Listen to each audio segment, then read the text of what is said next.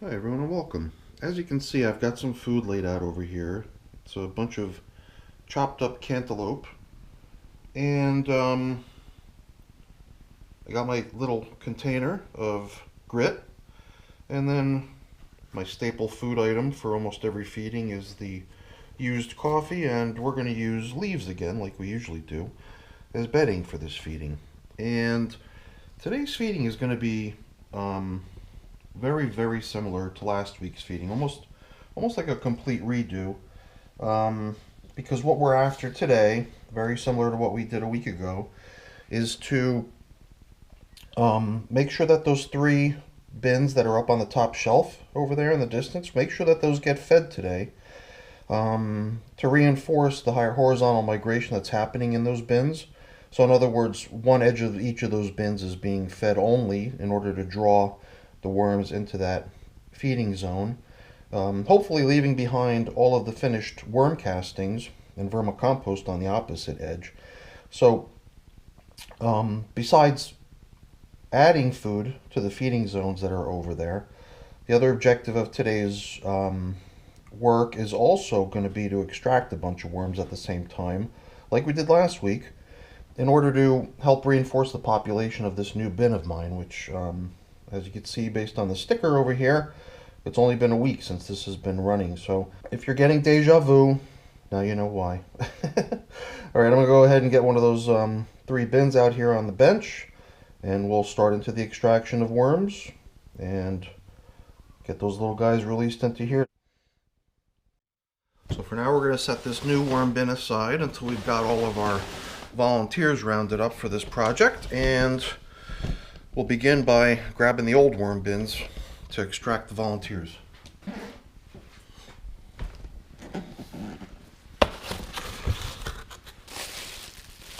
Now, this is something that is relatively new, and I think I might have mentioned it in one previous video, but I haven't really had a chance to talk very much about it yet. I've actually gone ahead and deployed this to all of the bins that we're going to be looking at today. This is just nothing more than a shopping bag from some store, which isn't very big. I've tucked the little handles into there, so it creates an almost square-shaped piece of plastic, not even reaching out to the far reaches of the bin's edges. But you could see right away, it's doing a tremendous job of keeping the moisture in the bin. So let's turn on a couple lights here so we can see what we're doing a little bit better. So this big puddle here is the result of the additional condensation that we're capturing with that piece of plastic. So that stuff would normally just continue to try to make its way into the dry air, but the plastic is stopping it and keeping it down in the bin. So besides this condensate that has collected and dripped back down, we're also enjoying the benefits of never having lost any of the moisture that would have normally evaporated out of the bin. So I think from a moisture perspective, we're going to see significant differences in these worm bins than we're used to seeing. And this is a pretty good example right here, is that, in my worm bins, you rarely see the worms cruising around on the top surface. But in this case, where we saw that concentration of water, that's exactly where the worms are hanging out. And even this piece of paper over here has got a little bit of moisture, a little bit soaked. So the added moisture is something that I think the worms are really going to dig. The only thing is that if you're preparing to do something like a sifting of the material, then, that's obviously something that you don't really appreciate very much, because you don't want your stuff to be super damp. You want it to be a little bit more dry and crumbly to be able to go through the sieve easily. But the whole idea behind what's happening here is to hopefully, I'm putting that in quotations, hopefully avoid the need to sift the castings. It's a little bit more of like the lazy man's approach, and the attempt here is to start treating all of the material in the bin as if it is in fact completely broken down, and then start creating the feeding zone in the comfortable bedding areas, the reloads of each bin, for a while over on this edge, so that the worms will eventually find themselves here, enjoy it much better here, and eventually, evacuate the remainder of the bin over here where it's pretty much finished castings that can go straight into your garden. Um, it's an approach that obviously requires a fair bit of patience. Um, and in this bin, for example, this horizontal migration was just set up maybe 2 feedings ago. In the other bins that we're going to be working on, that horizontal migration has been going on for half a dozen feedings now. So in the other 2 bins that we're going to be working on, we might really expect to see a lot more of the migration completed as opposed to this bin, because this bin started getting this horizontal migration much later. But, here's a pretty good example of what we're after, I believe, is that you want to be able to dig down into here, find pretty much nothing else than castings, and that's what we see here. But you don't want to find worms in there. You'd like to think that your little worm workers, your little colony of worms, are exactly where you want them, is in the food, breaking down the food, creating new compost, so that the compost itself can be treated as a finished material. But then comes in this additional variable. The additional variable is the emergence of little tiny, tiny baby worms. And here's a little tiny baby worm, and this little guy must have just came out of its cocoon a few days ago. Very, very small little worm.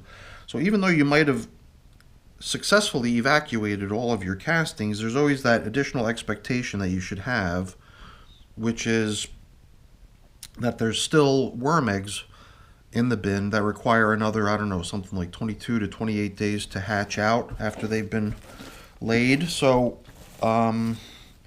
that's one of the other patience requiring aspects of it, is that even if you've got compost that, at first glance looks like it's super, go ahead, put it in the garden. If you're really after retaining your worm population, then sometimes you might want to just hold off on using the material until you've given ample time for even the cocoons to have hatched out and for those worms to have migrated out of the material as well. So I know a lot of people already know that, but it's just worth repeating when you start seeing examples of the subject matter. So just bringing it up only for that reason. So here again, I'm just really trying to get a sense of how well this horizontal migration of the bin is working. And so far we saw those couple worms over there. You might have saw me dump them over there. I think I saw another one over here on the edge somewhere. But if you're a regular on my channel, you know that that's not the norm. My bins are usually pretty busy, pretty densely populated. But I believe we are approaching the point where we might be able to say at some point soon that this material is done. And I would certainly have no problems using it as is. If there are still yet to be hatched worms in the material, then I'm happy to have them in my garden. I think they're only a benefit. Certainly wouldn't be a drawback. And I think just based on those small numbers of worms that might come out of some finished compost like this, it's really not significant in terms of the overall population of worms that I have. So, all right, let's see how many volunteers we can round up. I've got my my little plastic container that we could put our worms into after we've captured them. So for that purpose, I'm just going to take this feeding zone indicator and use it as a little bit of a placemat here, and then we'll just start unloading what's been going on here in these feeding zones for a while now. I was giving this a little bit of thought in terms of how good this technique is based on the way it worked last week, and I think there might be an opportunity for improvement here, because I think what I did was, last week I went to the very, very edge looking for worms, and that's really where the newest food that I've most recently added is, all the way on that far edge. So it's maybe more a little bit offset from the very, very far edge, where we might find a larger concentration of worms that have already been here for a while, or comfortable feeding on what they've already found and have had for a while, and we might have better luck down through here. So I might take a peek in here This is the pumpkin stem, by the way. This bin had a time-lapse shot in it of a pumpkin being devoured by the worms in here, and the only thing they really left behind was the stem of the pumpkin. Here I'm seeing some remnants of previous feedings, cantaloupe chunks. Trying to see if I could find like a spot where maybe we encounter a large pocket of worms. That's why I'm just trying different things here. I mean, here it's almost all finished castings. That's interesting. Here's a little, it's something that you usually don't put into the worm bins, but in small amounts I think most things will work eventually. So I'm just doing little test items in here. This is an onion, and it does have quite a pungent odor to it. I smelled it right away as soon as I uncovered it. But you can clearly tell that it's breaking down. It just needs a little bit of time. So I'm going to put it back down under there and let it continue to stink, because the worms love it. Alright, so this stuff is all nice castings and signs of worms in numerous places.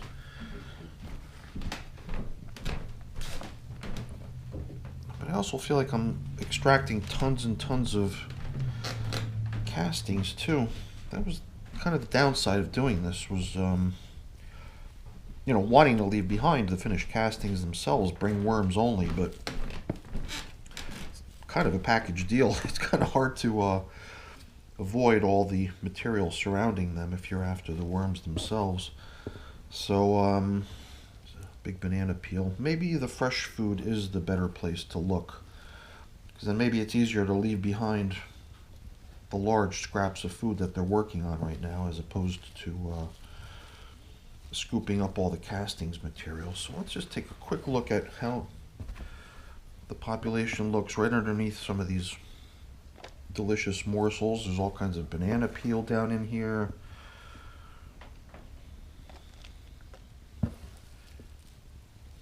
Whole bunch of leaves. Here I feel a large wad of worms. You can definitely tell when you've got a kind of a jackpot score handful of worms, because it feels so much different. It feels like you're making hamburgers. It's like having a patty of ground meat in your hands. So that is kind of a nice bonus, is that you can kind of just tell from feeling around that you've hit a large stash of worms hanging out in one spot. I guess it's one of the things that I like about using these red wiggler composting worms, is that they do have this behavior, which seems to be unique among the composting worms. You don't see it with the night crawlers, or at least none of the night crawlers that I have. You don't see this behavior of the worms jumbling together like they're having a big party. You wouldn't find big piles of worms like this just in a big clump together. I guess the night crawlers probably like their personal space a little bit more than the red wigglers, but the red wigglers don't seem to care. They're perfectly social, love being in large crowds, so they're not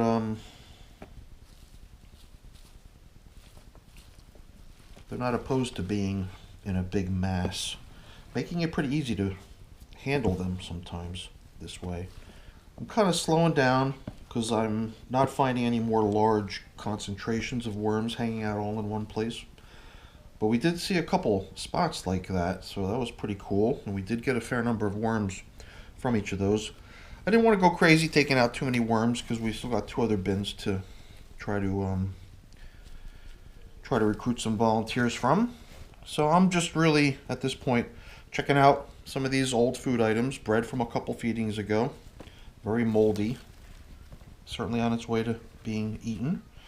The stem we'll always keep right here on the far edge in the most recent feeding. Little memento of what this bin has done in previous assignments. So here's another chunk of that stem, but that's not really the stem that was in the time lapse. This was the piece that I hacked off originally, because it just seemed like it was too big, so I wanted it to be a little bit more compact for the video. Yeah, let's proceed to making a little bit of room down on this far edge to bolster this horizontal migration, add a little bit more food to keep the process going. And I think we'll be able to harvest this material out on the far edge pretty soon.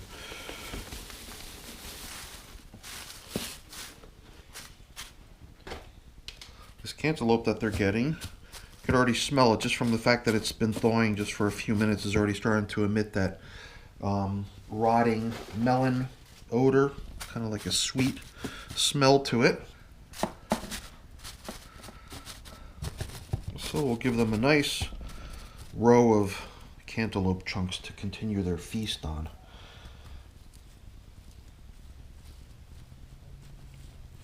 Alright, I always lose sight of these pieces that I'm trying to track. I know there was that other piece of stem over here somewhere, but I can't seem to find it now. But just figured I'd try to commingle some of these larger chunks that I had pulled out earlier into this food down here, so that all of it can get a little dosage of grit. Wow, that's a lot. I definitely dumped out more than I had intended to put out. So it doesn't matter. I've been kind of on an overload lately with my grit too, so I've got plenty to spare. So I don't think you can go too overboard with the grit, so we'll be fine with that. But we'll try to be a little bit more careful to only put out a third of this coffee, because we'll save the other 2/3 for the other 2 bins. So we've got ourselves, I don't know how many this is. It doesn't seem like it's all that much, but we've got ourselves some volunteers coming together already. They've all retreated into their little pile of odds and ends that are in here. Food and castings, hopefully a lot of worms, but it's still pretty light. But once we get a couple more loads like this is going to be another significant amount of worms. So let's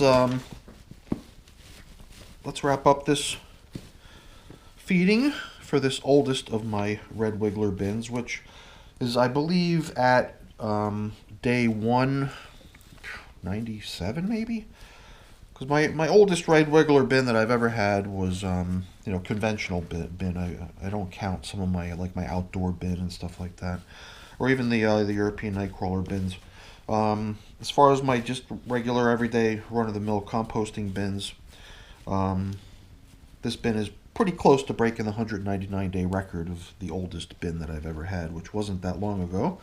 But until I feel like this is really, done, that I've really evacuated this material out completely, I'm going to let this run a little bit. And like I said, there's pretty good likelihood that there's still a bunch of cocoons that are emerging. We saw evidence of at least one young worm that had very recently emerged from its cocoon, and we got to give that little guy some time to make their way over here, as well as all the cousins that are going to be coming out soon too. But I think we also saw some pretty good evidence as most of the mature worms, the ones that are really going to be responsible for any further ongoing breeding in this bin, have already made their way into the feeding zone. So I think we're close, but I think we've also got a new record holder, oldest bin in the works over here too. So let's move on, see if we can get some volunteers from these other 2 bins. So just to return to this new moisture retention addition that you've never seen before, because this is the first time I'm really talking about it in detail. It just seemed like a sensible idea. So before I proceeded, if you remember weeks ago, there was pretty much this piece of paper, a flat piece of newspaper covering almost all the material, covered up with 1 or 2 pieces of cardboard. So in this bin, I added 1 additional piece of paper, and on top of that came the plastic sheet, and then I would cover up with the final piece of cardboard. And you might have noticed this was a little bit offset. I'm trying to retain the moisture over where the feeding zone is and where I want the action to be and where I want the worms drawn to. If this side evaporates out and gets drier and drier, it'll just be more motivation for the worms and baby worms to make their way over to where it's more cozy and comfortable. So we're doing good. Let's get the next bin out here. Alright, so you may have noticed it too, without me maybe making much mention of it and skipping past it. It's only because I did talk about it in the previous video, the fact that I was observing the presence of little mites cruising around in these bins. So if you noticed them in the previous bin, I did too. I just didn't talk about it because we'd already sort of covered the topic a little bit last time. Here I was more interested in assessing the success or failure of these plastic sheets, and I'm just really pleased with the success that we're having here, and seeing this much moisture collecting down underneath these sheets of paper. It's pretty awesome, and I think that the worms are going to appreciate it a lot too. And it's something I wish I had kind of tuned into earlier. Wow, look at that. Because all winter it's just been so dry, and I've been struggling to keep these bins, hydrated. And it would have been as simple as just laying down one other barrier to help prevent evaporation through the cardboard and paper. People that have lids on their containers, they're lucky. For them it's easy as just putting the lid on, but none of these bus bins comes with lids. So I don't have any sort of lids. I'm just as good as my coverings and my different ways to try to preserve the moisture in the bin. So we've got a whole bunch of guys hanging out here. Here again, I believe it's because of these little puddles that are eventually making their way through that last sheet of paper, collecting here on top of this. And worms, they love it. Here too, it looks like they've even penetrated the filter to make it easier for them to get up on top of the paper. So we'll just turn this thing upside down, let the worms dive down if they don't want to be out here in the bright lights. Alright, we got really nice moisture level here, and just something I didn't mention, you might remember from the last video, we're kind of going in an order that I believe works its way up from the least populated or least busy productive bins up to the most productive. So we're going to probably notice how this bin is probably a little bit more heavily populated than the last one that we worked on. But spoiler alert, the one we're coming up on I believe is going to be even better. So here again, let's not prolong this. Let's see if we can move on, because I think it's going to be much easier here in this bin. Here in this bin, you just pull a little bit aside and right away you're faced with large globs of worms. Very much like what I described earlier. It just feels like a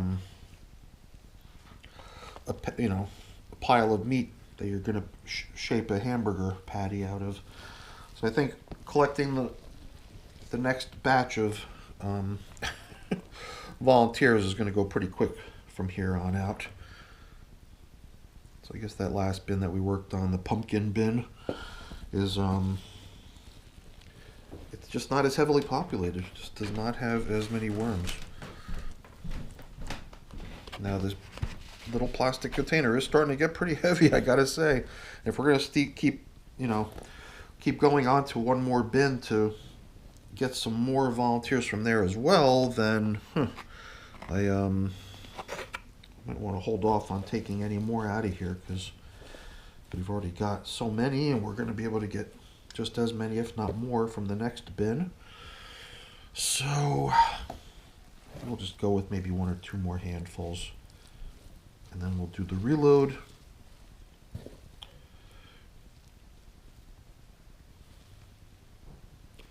And help keep these horizontal migrations chugging along.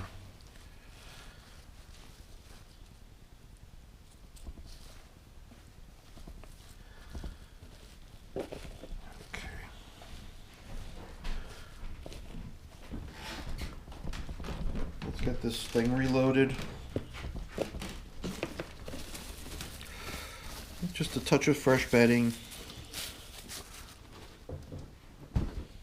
A lot of times in the past I've always felt like I needed to wet down the dry materials when I added them.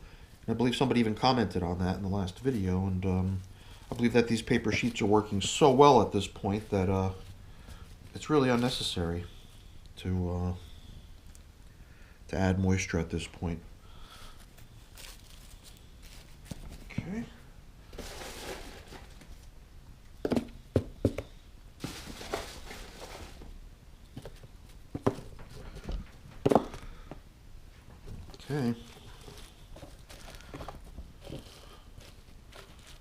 believe these cantaloupe chunks are going to definitely help keep the activity moving. Oh, let's not forget the sprinkling of grit.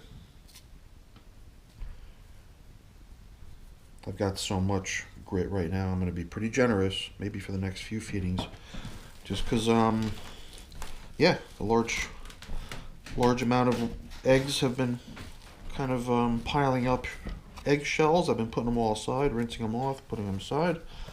So I've got a pretty nice surplus of eggshells going on right now. Try to use it up. Okay. Hopefully we don't get this too soiled on the bottom. But before we put this thing away, I say we also assess how the unfed side of the bin is progressing towards completion, so that maybe we can start thinking about harvesting the castings. I guess here again the obvious expectation is that worms have been moving out of this drier, less densely fed material in favor of where the food's been added for the past I don't know how many weeks now. Just taking some of this drier chunk stuff off the top surface and bring it over to where I know the moisture is going to be abundant going forward. How close am I to really being able to treat this stuff over here on the far edge as finished compost? Oh. Well, right away you could see a relatively mature, not huge, but not a baby either, worm. Very sparsely populated, which I'm very happy with too. I mean, you could see more worms hanging out in this material than we saw in the previous one. And I believe it has a lot to do with the fact that the material still feels quite nice and damp. So the worms are probably quite cozy in here for now.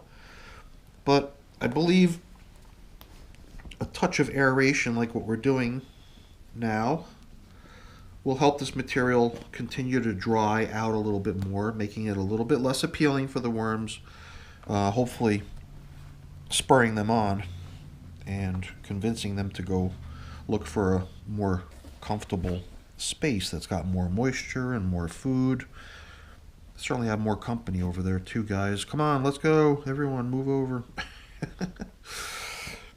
No, but I think this is exactly what, people who prefer not to sift their castings are after. This is what people are after when they talk about wanting to allow the worms to do all the work. Is that the worms will, on their own accord, leave a pile of castings behind in favor of a more damp and more heavily fed place. And I think they could probably sense it too. They could probably sense that there's something better than what they're in. I would have to assume that it's not just, random. But then again, I don't know that much about the worm behavior. I wish I knew more. But the best we could do, I guess, is really to work on making this finished stuff less and less appealing for them, both by not applying more food, even extracting larger chunks from it when you find them. And I think that this aeration will probably help a lot too, to not only help it dry a bit, but also make it just easier to travel through when there's little gaps and voids and stuff, so you don't have to push through a compact, hard material. It just gives the worms more avenues to move from point A to point B without obstructions or without as much in their way. So this is very nice. Offhand, I don't remember the age of these bins. It's just the oldest bin, the one that we just fed earlier. That's the one that's always ringing in my mind, because I keep thinking to myself, I don't want a new oldest bin with a new record time that it took to finish. But it doesn't matter, you got to just go with what's going to produce the best results. You don't want to get swayed with the numbers, and can't sweat it. you know. So this will probably not make it to 199 days or whatever the new record is by the time it gets there. I think this bin will be ready to go much sooner. This bin is, I don't know, maybe a month later, maybe somewhere in the 160-day range. I can't remember though. So we're doing pretty good. Let's press on. Restore what we had here. And here too, I'm going to cover up right over where the feeding zone is, hopefully allowing for ongoing evaporation to occur on this edge, allowing those castings to dry out, become a little bit less appealing for the worms, hopefully motivating them to move out of the castings and over into the new feeding area. Okay, one more to go. Wow, I comment on it every time because it is by far the heaviest of my bins. And that's because it's mainly castings. Every bit of food material and moisture that's ever gone in is hopefully captured within those castings and becomes part of our lovely vermicompost. Look at that. So much moisture. I just wonder if it's going to spoil the integrity of this paper at some point. I love this. This is so cool. This is so foreign to me, I've got to say, because people have often commented about how they thought my bins are a little bit on the dry side. Let's see if we could raise up the camera a bit and show more.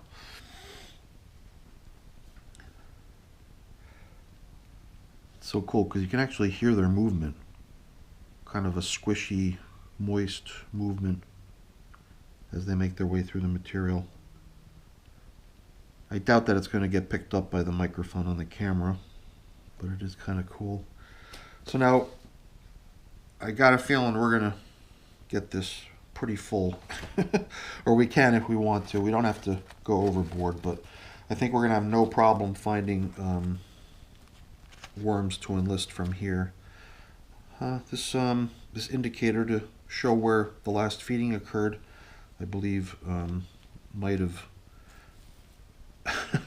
indicated its last feeding. I think it's going to become bedding at this point. So let's just set it aside. We'll treat it as bedding when we return everything back down into the feeding zone. Since I'm feeling generous, the bin will get a nice new feeding zone indicator. Let's start peeling back what we've got going on here.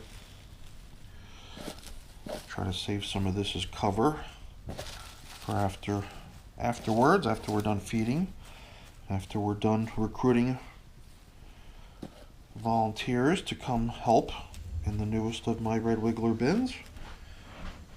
Very nice. Lots of bedding here. These look like scraps from the bedding that I was using. I was using a torn up egg carton. So encountering some of the bedding that was used in the previous feedings. Here is that piece of bread. I'm usually pretty consistent. If one bin got it, the next bin probably got it too. So I try to feed in a way that's sort of consistent across the bins. If I have a way to divvy up the food in an equitable way. This is a mango pit, which is still not been penetrated by the worms. Or has it? It's hard to say. Sometimes they squeak their way in. But it's so cool how this develops this interesting fibrous appearance to it once it starts getting broken down by the bacteria and the microbes. For some reason, I always find tiny, tiny, tiny worms on these things. They really like it. I guess that hairy, fibrous material is something that they really enjoy. So I believe it's only a matter of time. We're probably not far from seeing this pit get infiltrated. So let's see how it looks next time we encounter it. Okay. This was pineapple. I could tell just from the way it was cut. It was the inner core of the pineapple where all the meaty stuff and the outer husk of it was removed. It just seemed like a fleshy piece of fruit that the worms might like, even though it too is considered, I believe, acidic, kind of like citrus. For the same reason it's a no-no in your bins. But you're going to always find no-nos in my bins. I always try to kind of push the envelope, not extremely, But I'll always throw in a little bit of no-no food here and there just to see how it goes, just out of curiosity. As you can see, here's half of a lime, yet another citrus fruit. It provides such a nice, fresh, interesting lime scent to it, like a lemon fresh scent. Or was it a lemon? I can't tell. Was it lemon or lime? But it's clear that the worms are not put off by this stuff. They love it. They love being in there. So let's not keep bothering them. Let's put them back down and let them continue with what they were doing. Just that as I encounter these large hunks of food, I just can't seem to help resist trying to identify what it is.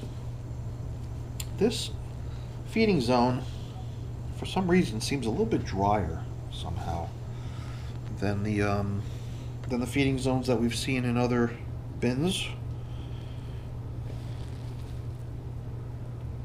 It's very, very full of castings.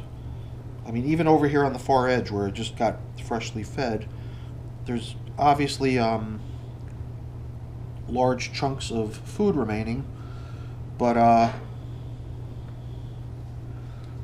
there's also just tons and tons of castings. A lot of times I wonder if I'm mixing up the coffee that I fed with castings, or once they kind of get intermingled, maybe it's a combination of the both. It's hard to say.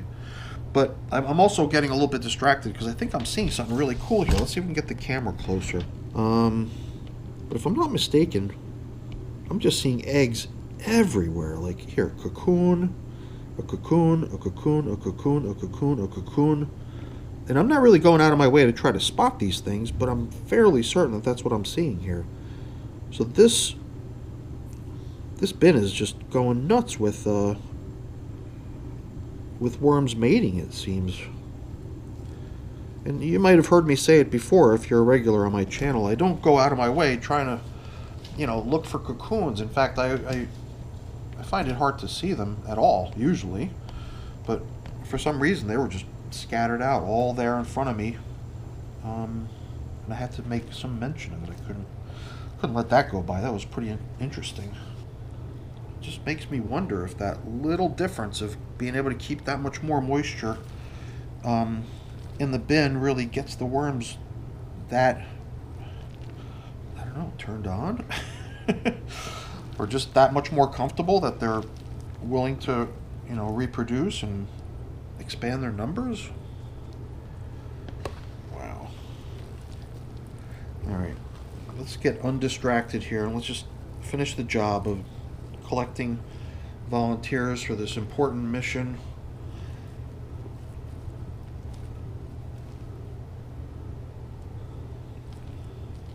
Every time I start thinking about doing this, I always tell myself, hey, I'm just going to go ahead and I'm going to grab a handful of worms along with the food that's, surrounding them, and the food can make its way over as well. But every time I get in here, I always feel like I'd rather just leave as much as possible behind of the food and the bedding and everything, and, extract worms only if I could. Citrus, more citrus and orange. And I don't know why. I guess it would be so much easier just to come in here and scoop out the entire feeding zone with the food and everything and move it all. But I'm just like kind of cherry picking it in a way so that I end up pulling worms out only.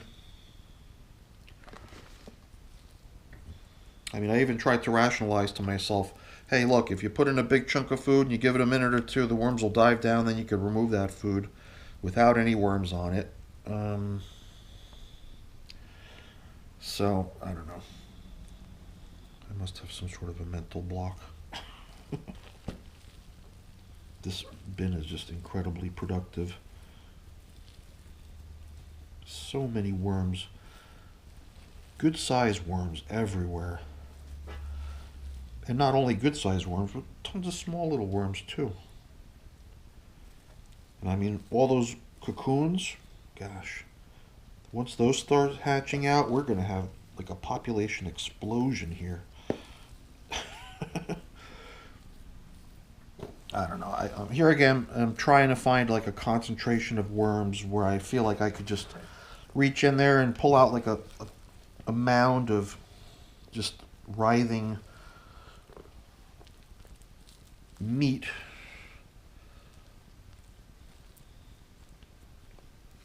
And there were still a couple spots, like that was one where it felt like I was getting mostly worms.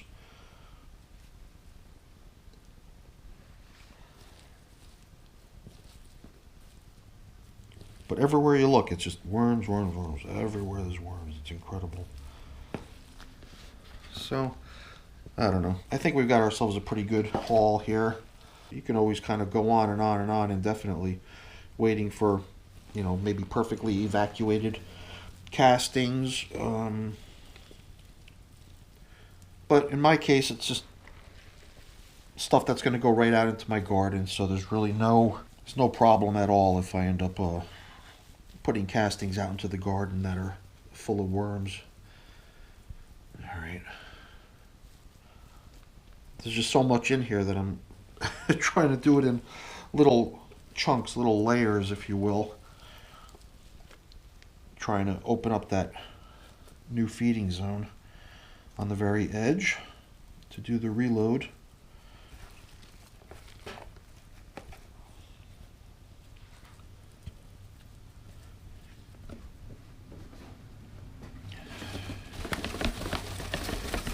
I don't think we need much. Some of these old food items back down in there. Alright, but let's get the last of the food that we brought down here for these little guys loaded as well. That's it for the cantaloupe. Stinky, rotting cantaloupe. I like the smell of cantaloupe when it's fresh, but this stuff that's gone bad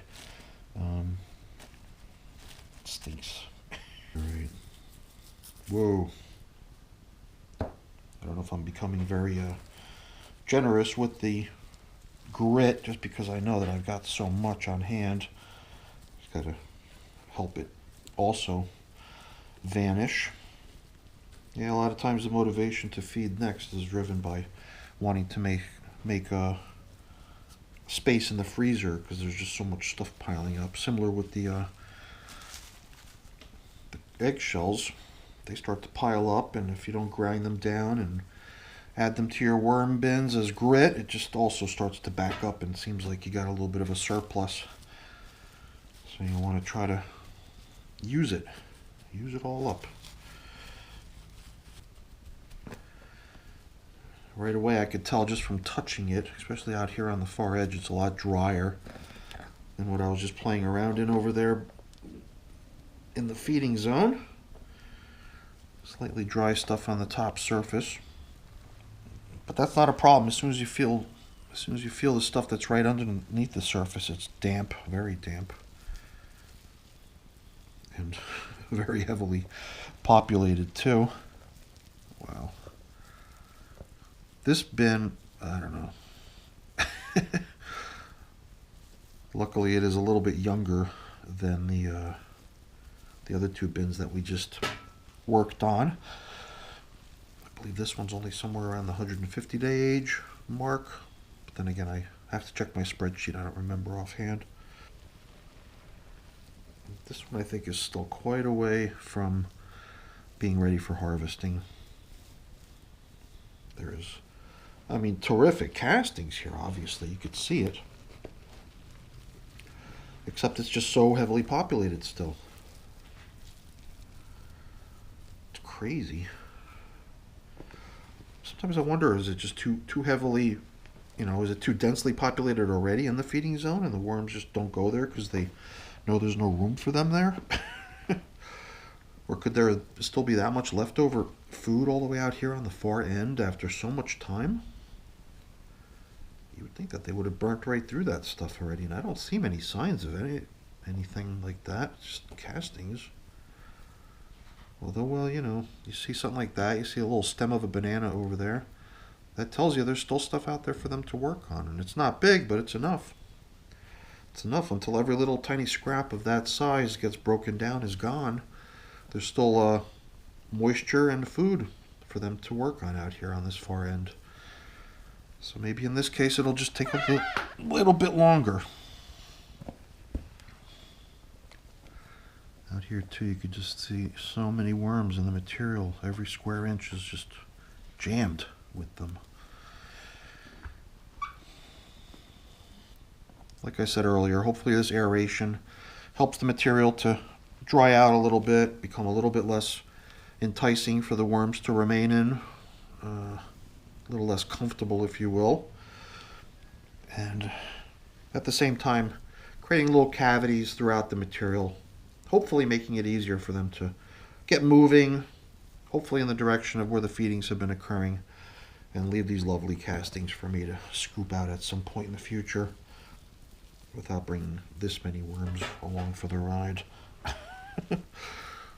Well, this would do my garden wonders, I bet. Putting this many worms into the dirt, mixing it in. Well, I think I'm still a few weeks away from planting my garden, so my aim is to use this stuff at that point, a few weeks from now. And if there's going to be worms in it, so be it. I'm not going to be bothered by it too much. But we're going to try to see if we can corral them up and keep them in my worm farm rather than setting them free. And keep them busy down here doing stuff for us. Let's conclude this extraction of worms effort. But before we do that, I think we could probably skim the top of our tray here that we collected all the worms into. If you take some of this stuff on the very, very surface, you'll notice right away that it's pretty much worm free. All the worms have, gone ahead and they dive down into the material here. Trying to get away from the overhead light. This will allow us to take some of these larger chunks and just return them to the bin here. See, as we work our way under this thin layer of uneaten food and bedding, we eventually get down to just a mass of worms only. Tomato. It's interesting how tomatoes hold up so good. If there's no puncture, the worms can't seem to get through, and it just sits here. But it's so gooey, you can feel it all the way. I believe I'm going to just return it to the feeding zone with a little bit of pressure. I just felt it pop. Let's give it a chance at being consumed instead of just sitting there. Got ourselves a pretty good load of worms here to release into our newest bin. Alright, you know what? It's my trademark goof. Every time. I don't know why. I get so distracted by the feeding of the worms. I always forget to put the coffee in. Gosh, what's wrong with me? Hey, this time I caught myself though, so at least I get to feed what I bought down here for the worms versus bringing it back into my kitchen. Because I don't store this stuff down here. I just keep it all up in the kitchen. When I'm ready to use a full half-gallon container, then I just grab one and bring it downstairs when I'm bringing the food down. Let's get things wrapped up here with a nice fresh feeding zone indicator. The first cover of paper, pretty interesting how it's covered in worm castings. I'll put the folds on top just so all the folds don't get full of castings and stuff like that. I'm wondering, with this much moisture going on, how long this paper is going to last. I guess as long as the worms don't chew through it, it should last. It just gets so weak from being so wet. And we'll do the same thing here as we did before too, is we'll try to focus this plastic moisture retention setup more over where the feedings are occurring, hopefully allowing the rest of the material to steadily dry off a little bit, let the evaporation continue. So now it's on to the releasing of the worms. Wow, it's like night and day.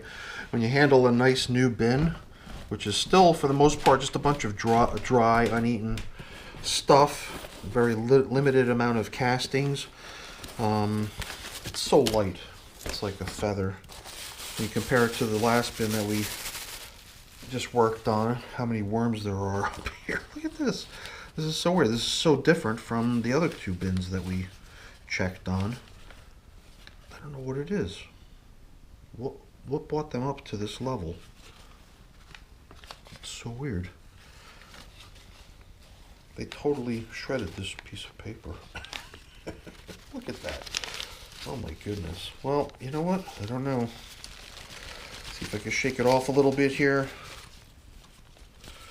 Maybe instead of leaves, we could use this as bedding at some point when we feed this bin. But today's objective was not so much to feed the bins as it was to boost the population with an extra jolt of maybe another 1,000 worms or so. And I've already used up all the food, so this is definitely not a feeding as far as I'm concerned.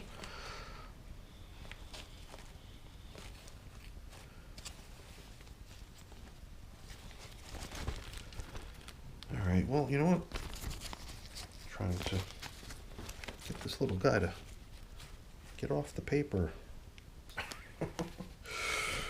Oh, okay. So, this was just a little bit different in terms of how the worms have reacted to having all that extra moisture at their disposal. They just chewed right through all the layers of paper and made their way right up to the top.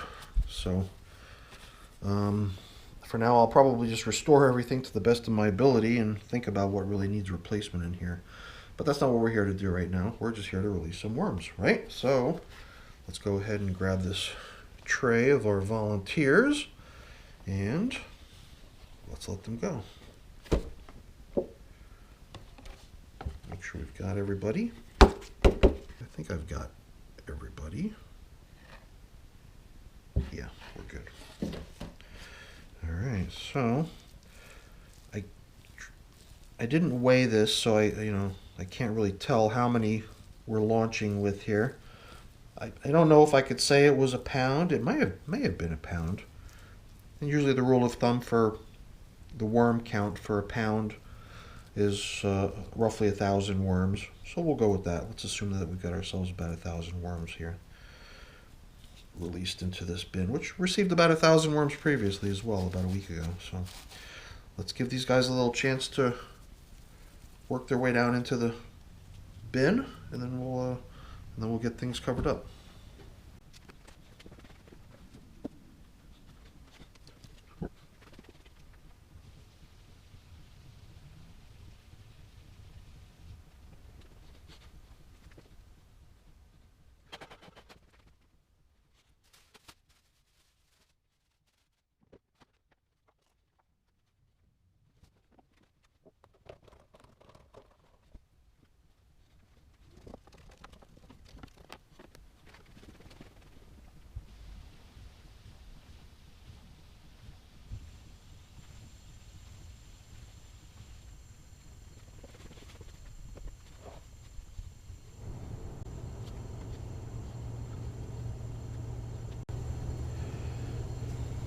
If I look carefully, I think here and there I can still see a worm that has not yet cruised under the surface, but every other one of them has made their way down into the bin.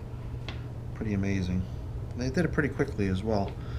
So I've got a few lamps right overhead, so they're creating a lot of bright, uncomfortable environment for them up here on the surface, so it's not surprising that they've made their way down. So I think we're done here. This is really what we were after. The idea was to kind of alleviate some of the tension in those other bins, get the horizontal migration zones reloaded, and try to spur on the ongoing migration of the worms in those bins. Obviously get a check to see how things are progressing over there, and at the same time use that as an opportunity to move some of the worms out into their new space, and I would say that this is a mission accomplished. I don't know if this would want to pretend to be a feeding zone indicator. As of this point, this is still whatever food was used to build the bin, so I'm not treating this bin as having been fed yet. So this is still only a week old with technically no feedings yet, but 2 boosts to the population. Well, let's get this little guy back down into the bin, because the Paper is a dangerous place to be when it starts to get dry. This piece of paper here, which I had used as sort of the foundation to place the plastic on top of, is completely shot. Let's see if I can get the worms off of here. I wasn't really expecting to be handling stuff at this point. I've already removed my gloves, so I'll just use my fingertips. And I don't use the gloves so much to protect myself against the filth, as opposed to really hoping to prevent myself from transferring anything to the worms that could be harmful to them. So it's really in the interest of the worms, I think. Although it is much easier to get your hands clean just by removing a pair of gloves, as opposed to having to scrub all that castings material off you every time. Well, you know, I guess I'm going to just improvise here, and I'll use these couple pieces of paper over here to sort of cover up that gaping wound in the paper here. I guess there's another gaping wound over here too. Let's see if we can cover both of them up.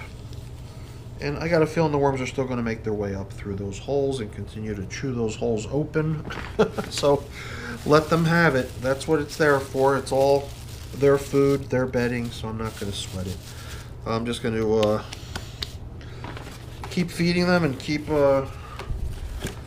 maybe even keep trying to build up their populations. I could see adding maybe one more load of worms to this bin, but at that point it will be, you know, somewhere in the 2,500, 3,000 worms range in this bin, so I don't want to go too far above that. The remainder of all those worms that are in those bins are probably going to have to go into some other new bins, and I've got new bins on standby ready to accept a new population of worms. So that's for another day, though. Let's get this newest of my bins put away and let all these little cousins of each other get reunited and reacquainted with each other. So, let me just finish by saying thank you. Thank you for watching and for sticking around to the end. I really appreciate your viewership, and I also look forward to seeing any comments from people. So please feel free to comment and question if you have anything to say. Thank you for watching. Thank you so much for keeping me company. And if you enjoyed the video, hopefully you did, please remember to give me a thumbs up. That's always really appreciated. And if you haven't already done so, please consider subscribing to the channel, even ringing that bell to get notifications. That's always really appreciated too. All right, everyone, have a great day. Thanks for watching. Bye now.